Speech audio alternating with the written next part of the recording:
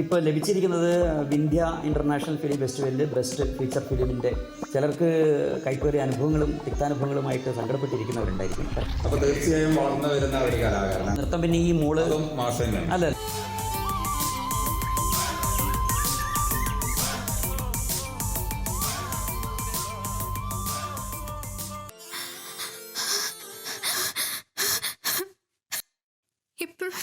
ഞാൻ ആരും അല്ലേടാ. സജീവേട്ടാ, എന്റെ വീടിന്റെ കാര്യം ശരിയാക്കടാ, ഉത്സവം കഴിയട്ടെ.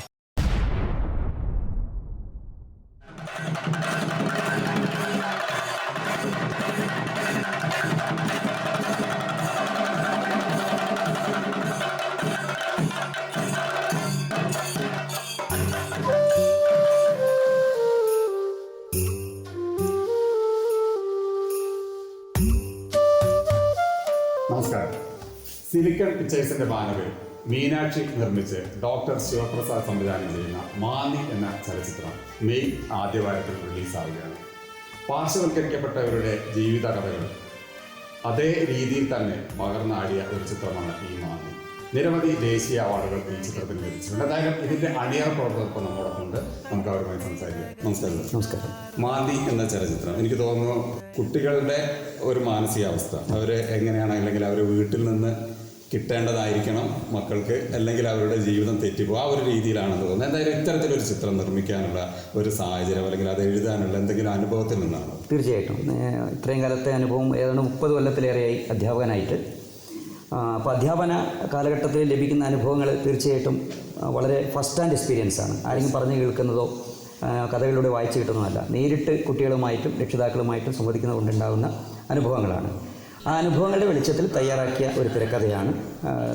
പ്രധാനമായിട്ടും മാനസിക പക്വത ഇല്ലാത്തൊരു കുഞ്ഞിൻ്റെ ജീവിതാവസ്ഥയാണ് വന്നിട്ടുള്ളത്. ഇത് ഏതെങ്കിലും ഒരു അനുഭവ കഥയാണോ, അല്ലെങ്കിൽ എവിടുന്നെങ്കിലും, അതോ നമ്മുടെ മനസ്സിൽ വന്നൊരു സംഭവം? അനുഭവങ്ങളുടെ അകമ്പടിയുണ്ട്, അത് ചേരുവയുണ്ട്. പക്ഷേ കുറേയൊക്കെ ഇമാജിനേഷനാണ്. എന്നിരിക്കലും ഇതിൻ്റെ കഥാ തന്തുവിൽ പ്രധാനമായിട്ടും ഒരു അനുഭവമുണ്ട്.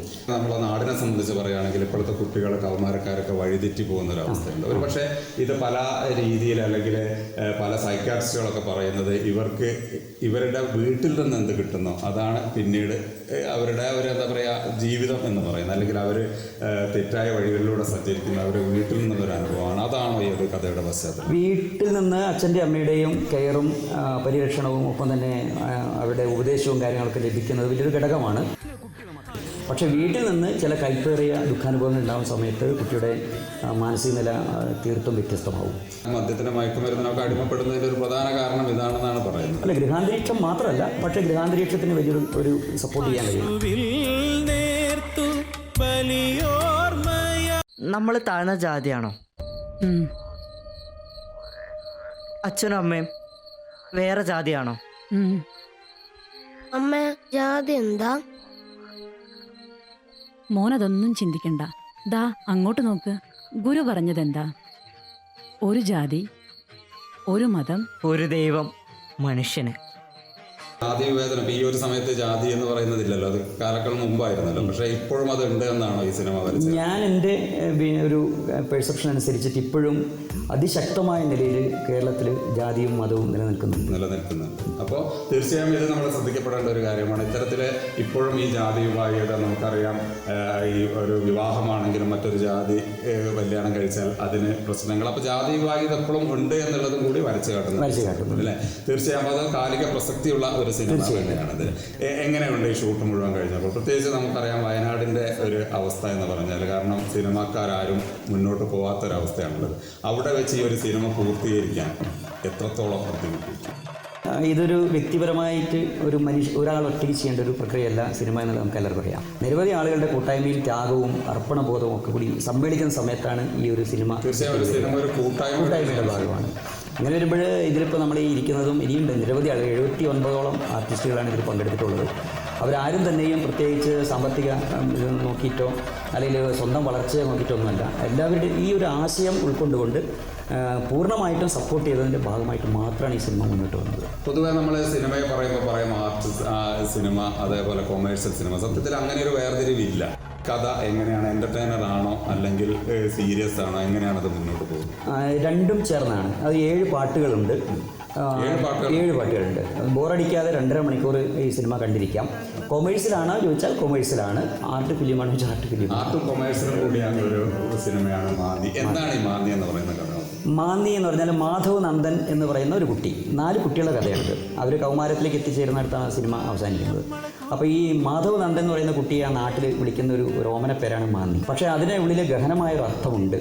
അത് ഫിലിം കണ്ട് ഇറങ്ങുന്ന ആളുകൾക്ക് അത് മനസ്സിലാവും. തീർച്ചയായും സിനിമയുടെ ക്ലൈമാക്സ് നമ്മൾ വെളിപ്പെടുത്തില്ല. എങ്കിലും ഇത്ര കേട്ടതിൽ നിന്ന് തന്നെ ഈ സിനിമ ഒരു കാലിക പ്രസക്തിയുള്ള ഒരു സിനിമയാണെങ്കിൽ തീർച്ചയായും മാതാപിതാക്കൾ കണ്ടിരിക്കേണ്ടത്. തീർച്ചയായും മാതാപിതാക്കളും അധ്യാപകരും കുട്ടികളും അധ്യാപകരും കുട്ടികളും അതുപോലെ എല്ലാ ജനവിഭാഗങ്ങളും കണ്ടിരിക്കേണ്ട ഒരു കാലിക പ്രസക്തിയുള്ള ഒരു സിനിമയാണ്. അതുകൊണ്ട് തന്നെയാണ് ഞാൻ ആദ്യം പറഞ്ഞത് വിവിധ അവാർഡുകൾ ഇതിന് നേടിയത്. എന്തൊക്കെ അവാർഡുകളാണ് ഇപ്പോൾ കിട്ടിയത്? ഇപ്പോൾ ലഭിച്ചിരിക്കുന്നത് വിന്ധ്യ ഇന്റർനാഷണൽ ഫിലിം ഫെസ്റ്റിവലിൽ ബെസ്റ്റ് ഫീച്ചർ ഫിലിമിൻ്റെ അവാർഡ് കിട്ടി.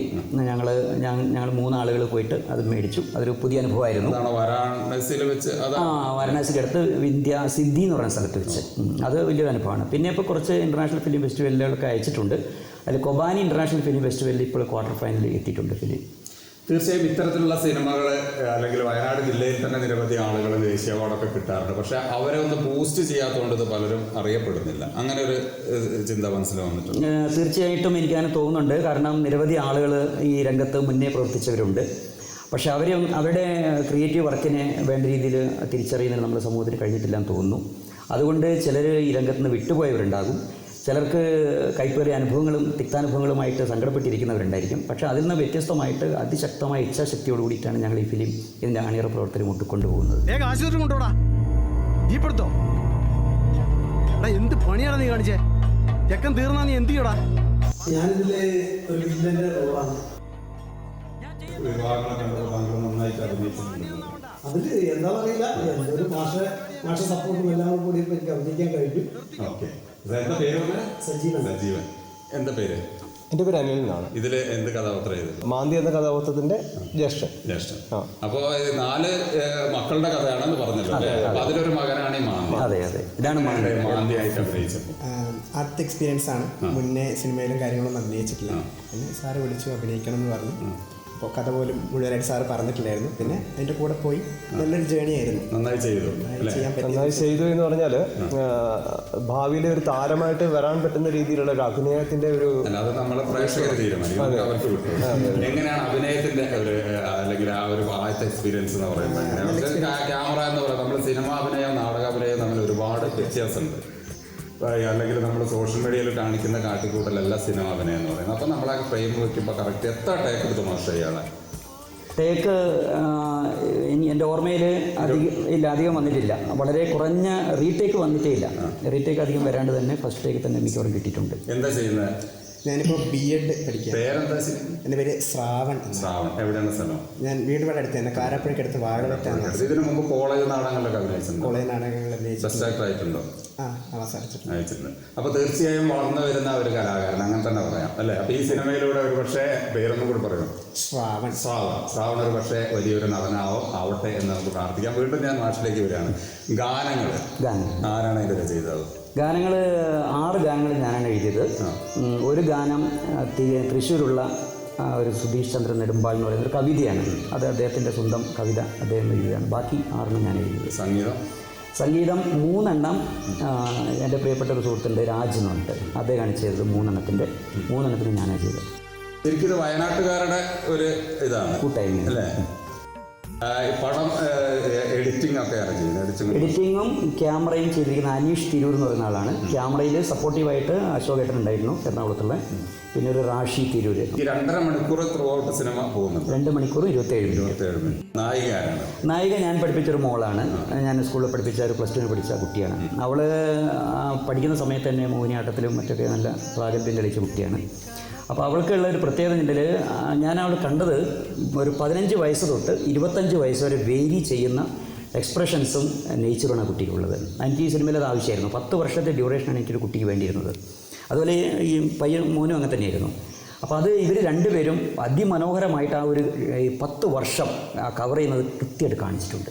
ഇപ്പോൾ നമ്മൾ ഒരു സിനിമയ്ക്ക് ഏറ്റവും പ്രധാനപ്പെട്ടതാണ് ആർട്ട് വർക്ക് എന്ന് പറയുന്നത്. ഇതിൽ ആർട്ടിന് പ്രാധാന്യമുള്ള എന്തെങ്കിലും സംഭവം? അതുപോലെ തന്നെ നമ്മളെ ലൈറ്റിങ് നാച്ചുറൽ ലൈറ്റിൽ ചെയ്യുന്നവരുണ്ട്. ഇത്തരത്തിലുള്ള പടങ്ങൾ അങ്ങനെയാണ് ചെയ്യാറ്. നാച്ചുറൽ ലൈറ്റ് ഉണ്ട്, അതല്ലാതെ നമ്മൾ ലൈറ്റ് ഉപയോഗിക്കാറുണ്ട്. എല്ലാ യൂണിറ്റും വെച്ച് തന്നെയാണ് ഈ സിനിമ ചെയ്തത്. ഇല്ല, ഈ സിനിമയിൽ ഇപ്പോൾ ആകെ ഈ കാണുന്ന യൂണിറ്റ് മാത്രമേ ഉള്ളൂ. ബാക്കി മുഴുവൻ പ്രകൃതിദത്തമായ അത് മണ്ണിലിരുന്ന് പറഞ്ഞ കഥയാണ്.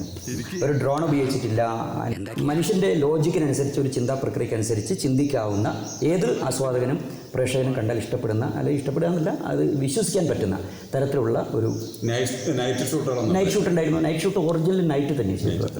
അപ്പോൾ തീർച്ചയായും ഇത് പറയുമ്പോൾ തന്നെ നമുക്കത് കാണാനുള്ള ഒരു ഇൻട്രസ്റ്റ് ഉണ്ട്. കാരണം നമ്മൾ പ്രത്യേകിച്ച് വയനാടിൻ്റെ ഒരു ഗ്രാമഭംഗിയൊക്കെ ഉൾപ്പെടുത്തിക്കൊണ്ട് വരുമ്പോൾ ഇതൊരു നല്ല സിനിമ ആകാൻ തന്നെയാണ് ഇതിൻ്റെ മുന്നോട്ടുള്ള പോക്ക് എന്ന് തോന്നുന്നു. എന്തായാലും പാട്ടുകൾ ആരാണ് ഫേമസ് ആളുകൾ പാടിയിട്ടുണ്ട്? പാട്ടുകൾ ഈ രാജേഷ് സുകുമാരൻ എന്ന് പറയുന്ന നല്ല അനുഗ്രഹീത ഗായകനാണ്. ഡബ്ബിംഗ് ആർട്ടിസ്റ്റുകളും വയനാട്ടിലുണ്ട്. ഡബ്ബിംഗ് ആർട്ടിസ്റ്റ് എല്ലാവരും വയനാട്ടിലായിരുന്നു. സാബു ശ്രീരാഗം എന്ന് പറയുന്ന വ്യക്തി നമുക്കറിയാം, എൻ്റെ സുഹൃത്തു കൂടിയാണ്. സാബു ശ്രീരാഗമാണ് ഇതിൽ ഗാംഭീര്യമായ വില്ലനും കൊടുത്തിട്ടുണ്ട്. പിന്നെ വില്ലന്മാർക്ക് സൗണ്ട് കൊടുത്തിരിക്കുന്നത് പ്രധാനമായിട്ട്. പിന്നെ പ്രൊമോഷൻ വീഡിയോയിലും അദ്ദേഹമാണ് സൗണ്ട് കൊടുത്തിരിക്കുന്നത്. തീർച്ചയായും വയനാട്ടുകാരുടെ ഒരു കൂട്ടായ്മ. അതിലുപരി മാഷ് സിനിമ പഠിച്ചിട്ടുണ്ടോ അതോ സ്വന്തമായിട്ടാണോ? അത് 2007 ഷാജിയൻ കരുൺ എന്ന് പറയുന്ന നമ്മളെ അനുഗ്രഹീത ഡയറക്ടർ, നമുക്കറിയാലോ, വാനപ്രസ്ഥം, സോം തുടങ്ങി, പിറവി തുടങ്ങി അന്താരാഷ്ട്ര സിനിമകൾ സംവിധാനം ചെയ്ത അദ്ദേഹത്തിൻ്റെ കീഴിലൊരു കുറച്ച് കാലത്ത് ഒരു പരിശീലനം കിട്ടിയിട്ടുണ്ട്. ഞാൻ SCRT വർക്ക് ചെയ്യുന്ന സമയത്ത് ചെറിയൊരു പരിശീലനം കിട്ടിയിട്ടുണ്ട്. പിന്നെ KP കുമാരൻ സാർ, ആകാശഗോപുരം എന്ന് പറയുന്ന സിനിമയുടെ ഡയറക്ടർ. അപ്പോൾ അവരിൽ നിന്ന് കിട്ടിയ ഒരു അനുഭവമാണ് സ്ക്രിപ്റ്റ് റൈറ്റിങ്ങിലും ഈ ക്യാമറ വെക്കുന്നതിലും ഡയറക്ഷനിലൊക്കെ ഒരു താല്പര്യം ഉണ്ടാക്കിയത്. കഥ, തിരക്കഥ, സംഭാഷണം, സംവിധാനം, ഗാനങ്ങൾ ഒക്കെ ഡോക്ടർ ശിവപ്രസാദ്. അപ്പോൾ ഈ ആദ്യ സിനിമ ഇറങ്ങുമ്പോൾ എന്താണ് ഇപ്പോൾ മനസ്സിൽ? ആദ്യ സിനിമ റിലീസ് ചെയ്ത് അത് എൻ്റെ നിരവധി സുഹൃത്തുക്കളുണ്ട്, നിരവധിയുണ്ട്. അവരൊക്കെ കണ്ട് അപ്രീഷിയേറ്റ് ചെയ്ത് അതിൽ വിലയിരുത്തി അതിൽ അപാകതകളുണ്ടെങ്കിൽ അത് പറഞ്ഞ ശേഷം അടുത്ത 2 സിനിമ മനസ്സിലായി കഴിഞ്ഞു. ഒന്നിൻ്റെ സ്ക്രിപ്റ്റ് റൈറ്റിംഗ് എല്ലാം കഴിഞ്ഞു. അത് ഇത് റിലീസ് ചെയ്ത ഏത് നിമിഷവും അത് എടുക്കാം, ആ രൂപത്തിലാക്കി. സിനിമ പ്രിവ്യൂ ഷോ ഉണ്ടായിരുന്നു. പ്രിവ്യൂ ഷോ 3 സ്ഥലത്ത് നടത്തി. അതിലൊന്ന് ബാംഗ്ലൂർ വെച്ച് നടത്തി. ബാംഗ്ലൂർ വെച്ച് അവിടെ കുറച്ച് ഡയറക്ടേഴ്സും പ്രൊഡ്യൂസേഴ്സും എല്ലാം ഉണ്ടായിരുന്നു. അത് കുറച്ച് ആയിട്ടുള്ള ഒരു 10-15 ദിവസമായിട്ടുള്ളൂ. അത് അവർ അപ്രീഷിയേറ്റ് ചെയ്തിട്ടുണ്ട്. അത് കന്നഡയിലേക്ക് മൊഴിമാറ്റം ചെയ്യുന്നതിനും മലയാളത്തിൽ തന്നെ കന്നഡയിൽ റിലീസ് ചെയ്യുന്നതിന് വേണ്ടിയിട്ടുള്ള സംവിധാനങ്ങൾ അവർ ചെയ്യാമെന്ന് പറഞ്ഞിട്ടുണ്ട്. ഏത് ക്യാമറ നമ്മൾ റെഡ് ആണ് മെയിനായിട്ട് ഉപയോഗിച്ച റെഡ് ക്യാമറയാണ്. ഡിജിറ്റൽ റെഡ് ക്യാമറയും പിന്നെ സോണി, നിക്കോൺ ഇതൊക്കെയാണ് സാധാരണ ഉപയോഗിച്ചത്. മെയിനായിട്ട് ഉപയോഗിച്ചത് റെഡാണ്. സോങ് സീക്വൻസ് ഒക്കെ എങ്ങനെയാണ്? എവിടെയെങ്കിലും നമ്മളെ വയനാടിൻ്റെ ഗ്രാമഭംഗികൾ സോങ് സീക്വൻസ് അതിൽ വയനാട് തന്നെയാണ് പ്രധാനമായിട്ട്. ഈ കൗമാരത്തിലുള്ള ഒരു പ്രണയഗാനമുണ്ട്. ആ പ്രണയഗാനം ചിത്രീകരിച്ചത് പൂർണ്ണമായിട്ടും വയനാട്ടിൽ തന്നെയാണ്. പ്രണയം മാനിൻ്റെ അല്ല, അത് മുജീബ് എന്നുള്ളൊരു കഥാപാത്രമുണ്ട്. ആ കഥാപാത്രം 72ഓളം കഥാപാത്രങ്ങൾ, അവർക്കൊക്കെ തുല്യ പ്രാധാന്യമല്ല. ഇതിൽ മെയിനായിട്ട് ഒരു 6-7 പേർക്കാണ് പ്രാധാന്യമുള്ളത്. ഈ ഒരു സിനിമയിൽ നമ്മൾ ഏറ്റവും എടുത്ത് പറയേണ്ടത് ആരും ഇതിനു മുമ്പ് സ്ക്രീനിൽ വന്നവരല്ല എന്നുള്ളതാണ്. പക്ഷേ ഞാൻ കണ്ടതിൻ്റെ ഭാഗത്തിൽ വെച്ചിട്ട് അവരൊക്കെ ഒരുപാട് പെർഫോമൻസ് ചെയ്ത ആളുകളെ പോലെയാണ് ഈ ഒരു സിനിമ മുന്നോട്ട് പോകുന്നത്. കുറച്ച് ഭാഗങ്ങൾ ഞാൻ കണ്ടതിൽ വെച്ചിട്ട് തീർച്ചയായും അതൊരു നമ്മളൊരു സംവിധായകൻ്റെ കലയാണ് സിനിമ എന്നാണ് പറയുക. പക്ഷേ അത് തെറ്റാണ്. സംവിധായകൻ്റെ ലീഡർ എന്ന സംവിധാനം എല്ലാവരും കൂടി കൂടുന്നതാണ്. പക്ഷേ നമ്മൾ ഇത്രയും കാര്യങ്ങൾ പറഞ്ഞു. അതുപോലെ തന്നെ സംഘട്ടനം, അങ്ങനെയുള്ള സംഭവങ്ങളുണ്ട്. 3 സംഘട്ടനങ്ങളുണ്ട്. സ്റ്റണ്ട് മാസ്റ്റർ ഉണ്ടായിരുന്നു. അതും ഇല്ല, സ്റ്റണ്ട് മാസ്റ്റർ ഇല്ല. കരാട്ട പഠിച്ചാണോ മാഷ്? കുറച്ചൊക്കെ. അപ്പോൾ അത് വെച്ച് അഡ്ജസ്റ്റ് ചെയ്തു. അതുപോലെ നമ്മളെ കോസ്റ്റ്യൂംസ് കോസ്റ്റ്യൂംസിന് പ്രാധാന്യമുണ്ട്. ഒരു ഐഡൻറ്റിറ്റിയുടെ ഒരു പ്രശ്നം ഉണ്ടായിരുന്നു. ഒരു ഡേ നമുക്ക് ഈ ഫിലിമിൽ 2.5 മണിക്കൂർ സിനിമയിൽ ഒരു ഡേ പ്രത്യേക ഡേ ആണ്. ആ പ്രത്യേക ഡേ ഐഡൻറ്റിഫൈ ചെയ്യുക. തുടക്കം തൊട്ട് ആ ഫിലിം തീരുന്നവരെ ഒരു പ്രത്യേക കോസ്റ്റ്യൂമിലാണ് നായകൻ നിൽക്കുന്നത്. അത് ആ ഡേ ഐഡൻറ്റിഫൈ ചെയ്യുമ്പോൾ കഥയുടെ ഏറ്റവും പ്രധാനപ്പെട്ട ഘടകമാണ് ആ ഒരു. തീർച്ചയായും വയനാട്ടുകാരനായ താങ്കൾ പരിസരത്തുള്ള ആളുകളെ വെച്ച് ഒരു സിനിമ ചെയ്തു. ഒരു സിനിമ ചെയ്യാന്ന് പറയുന്നത് നമ്മുടെ ഒരു കഴിവാണ്. ഈ ആളുകളിലെ കുറേ ആളുകൾ വളരെ ഭാവിയുള്ള ആളുകളായിട്ട് തോന്നുന്നു. പ്രധാനമായിട്ട് ഇതിൽ മെയിൻ ക്യാരക്ടേഴ്സ് അവതരിപ്പിച്ച കുട്ടികൾ പ്രധാനമായിട്ട് ശ്രാവൺ, പിന്നെ ഐശ്വര്യ മുകളുണ്ട്. അവളാണ് ഇതിൽ നായികയായിട്ടുള്ളത്. മോശക്കാരല്ല. പക്ഷേ ഇതിൽ ഏറ്റവും എടുത്തു പറയേണ്ടത് ശിവതീർത്ഥ എന്ന് പറഞ്ഞിട്ടൊരു മോളുണ്ട്. അവൾ ചെയ്തിരിക്കുന്നത് 16 വയസ്സേ ഉള്ളൂ കുട്ടിക്ക്. ഞാൻ ക്ലാസ് എടുത്തോട്ട് പഠിപ്പിക്കുന്ന കുട്ടിയായിരുന്നു. ആ 16 വയസ്സുള്ള കുട്ടി 28 വയസ്സ് തൊട്ട് 60 വയസ്സ് വരെയുള്ള ഒരു ക്യാരക്ടറിനാണ് അവർ അവതരിപ്പിച്ചെടുത്തത്. അത് അവർ തന്നെ മേക്ക് ഓവർ ആണോ അതോ ഈ ഒരൊറ്റ ഈ 16 വയസ്സുള്ള കുട്ടിയാണ് മുഴുവൻ 20 വയസ്സ് തൊട്ട് 28 വയസ്സ് തൊട്ട് 65 വയസ്സുള്ള ഈ റേഞ്ചിലേക്ക് ആ കുട്ടി തന്നെയാണ് മാറി വന്നത്. അത് മേക്കപ്പ് എല്ലാം കൊടുത്തെങ്കിലും പക്ഷെ ആ പക്വത കുട്ടിയിൽ കാണിച്ചുകൊണ്ടാണ് ഒന്ന്. മേക്കപ്പ് മാൻ സുധീർ കൂട്ടായി എന്ന് പറഞ്ഞിട്ട് സാധാരണ മേക്കപ്പിനൊക്കെ പോകുന്ന ഫിലിമിലൊക്കെ പോകുന്ന ആളാണ്. പിന്നെ ഞാനും കൂടി ആദ്യ ഭാഗത്ത് ഞാൻ തന്നെ ചെയ്തത്. നൃത്തം ഉണ്ടോ അതിൽ? നൃത്തമുണ്ട്. നൃത്തം പിന്നെ ഈ മോള് അല്ല നൃത്തം മോള് പഠിച്ചതുകൊണ്ട് അവൾ അതിൻ്റെ ഭംഗി നമ്മൾ സ്റ്റെപ്പും കാര്യങ്ങളും സൂചന കൊടുത്തു കഴിഞ്ഞാൽ അവൾ ചെയ്തോളും, വൃത്തിയായിട്ട് ചെയ്തു. അപ്പോൾ എല്ലാം കൂടി കോർത്തിണങ്ങിയ ഒരു സിനിമയാണ്. കോമഡി വർക്കൗട്ട് ചെയ്തിട്ടുണ്ട്. കോമഡി എന്ന് പറയുന്നത് വളരെ കുറഞ്ഞേ ഉള്ളൂ. ഇതിലൊരു ഒരു 5% മാത്രമേ കോമഡി ഉണ്ടാവുള്ളൂ. അത്ര ഗൗരവമുള്ളൊരു തീമാണ്. സെന്റിമെന്റ്സിന് ഒരു 60%-ലേറെ പ്രാധാന്യമുണ്ട്. പിന്നെ നമ്മൾ സിനിമയ്ക്ക് ഏറ്റവും പ്രധാനപ്പെട്ടത് ലൊക്കേഷൻ. ഈ ലൊക്കേഷൻ നമ്മുടെ വയനാട് തന്നെ കണ്ടുപിടിച്ചു ഈ കഥയ്ക്കുള്ള, അതോ ഈ ലൊക്കേഷൻ കണ്ടുകൊണ്ട് കഥ എഴുതിയതാണ്? കഥ നമ്മൾ മനസ്സിൽ വന്നു കഴിഞ്ഞാൽ പിന്നെ ആ കഥയ്ക്ക് അനുസരിച്ച ലൊക്കേഷൻസ് പിന്നെ കണ്ടെത്തുകയാണല്ലോ നമ്മൾ ചെയ്യുക. അങ്ങനെ വരുന്ന സമയത്ത് ലൊക്കേഷൻ കണ്ടുകൊണ്ട് കഥ എഴുതുന്ന ആളുകളും ഇല്ല നമ്മുടെ മുൻ ഒരുപാട് സിനിമകൾ ലൊക്കേഷൻ ഇന്ന ലൊക്കേഷൻ പോയി ആദ്യം കണ്ട് ഇവിടെ വെച്ച് ചെയ്യാനൊക്കെയുള്ള ആശയമുള്ള സിനിമകളൊക്കെ വന്നിട്ടുണ്ട്. പോട്ടെ, അത് പോട്ടെ. പക്ഷെ ഇവിടെ നമ്മളെ കഥയ്ക്ക് ശേഷം അല്ലെങ്കിൽ മാഷ് ഇത് എഴുതുമ്പോൾ ഇത് ഈ വയനാട്ടിലുണ്ട് എന്നൊരു ചിന്ത ഉണ്ടെങ്കിലല്ലേ ഇത് എഴുതാൻ പറ്റുള്ളൂ. ഇല്ല ഈ കഥ ഇത് യൂണിവേഴ്സൽ കൺസെപ്റ്റിലേക്ക് പോകാൻ പറ്റിയതായതുകൊണ്ട് അതിപ്പോൾ ആഫ്രിക്കയിലും അമേരിക്കയിലും ഇന്ത്യയിലും എവിടെയും പറ്റുന്ന കഥാതന്ത്രം അനുസരിച്ച് അപ്പോൾ അതിനെ പറ്റിയ ലൊക്കേഷൻ നമ്മൾ പിന്നെ കണ്ടെത്തുകയായിരുന്നു. ലൊക്കേഷൻ കണ്ടെത്തുന്നതിൽ വലിയ സഹായങ്ങൾ പലരും ചെയ്തിട്ടുണ്ട്. അപ്പോൾ ഞാൻ ചോദിച്ചത് അതല്ല, ഇതേ സാധനങ്ങളെല്ലാം വയനാട്ടിൽ കിട്ടിയോന്നാ ചോദിച്ചത്? എല്ലാം കിട്ടി. നമ്മൾ ഈ പറഞ്ഞ ഈ ലൊക്കേഷൻ നമ്മൾ ഈ ഫിലിമിന് വേണ്ട മുഴുവൻ സംഗതികളും വയനാട്ടിൽ കിട്ടി. ഭാഗ്യത്തിന് മാഷ് കടലും ട്രെയിനും ഇല്ലാച്ചത് നന്നായി. അതെ. അതാണ് നമ്മൾ പെട്ടുപോയത്. ഇവിടെ നിന്ന് ലൊക്കേഷൻ മാറേണ്ടി വന്നത്. എന്തായാലും മാന്തിക്ക് വേണ്ടി പ്രതീക്ഷിച്ചുകൊണ്ടിരിക്കുകയാണ് നമ്മൾ. ഇത്രയും പറഞ്ഞതിൽ നിന്നും ഈ ഒരു കഥ അല്ലെങ്കിൽ ഒരു സിനിമ, വയനാട്ടുകാരുടെ കൂട്ടായ്മയുടെ ഈ സിനിമ നല്ല ഒരു സിനിമ എന്നുള്ള രീതിയിൽ തന്നെ നമുക്ക് പറയാൻ കഴിയും. കാരണം അതിൻ്റെ ഒരു കൺസെപ്റ്റ്, പ്രത്യേകിച്ച് നമ്മൾ പുതുമുഖങ്ങൾ എന്ന് പറയുന്നത് ഇപ്പോൾ പഴയതുപോലെയല്ല. പുതുമുഖങ്ങളുടെ സിനിമ കാണാൻ നിരവധി ആളുകളുണ്ട്. കാരണം ഒരുപാട് സിനിമകൾ സമീപകാലത്ത് സൂപ്പർ ഹിറ്റ് അടിച്ച് അല്ലെങ്കിൽ 100 കോടിയിൽ വരെ എത്തിയ സിനിമകളൊക്കെ പുതുമുഖങ്ങളായിരുന്നു. അപ്പോൾ ആ ഒരു രീതിയിലല്ലാതെ പ്രത്യേകിച്ച് വയനാട്ടുകാരുടെ അല്ലെങ്കിൽ പുതുമുഖങ്ങളുടെ ഒരു സിനിമ എന്നുള്ള രീതിയിൽ തന്നെ ഇതിനെ സമീപിക്കുക എന്നുള്ളതാണ്. എന്തായാലും മെയ്യിൽ ഇതിൻ്റെ റിലീസിൽ വരികയാണ്. എന്തായാലും മാഷെ എല്ലാവിധ ഭാവങ്ങളും മാന്തിക്ക് അർപ്പിക്കുകയാണ്.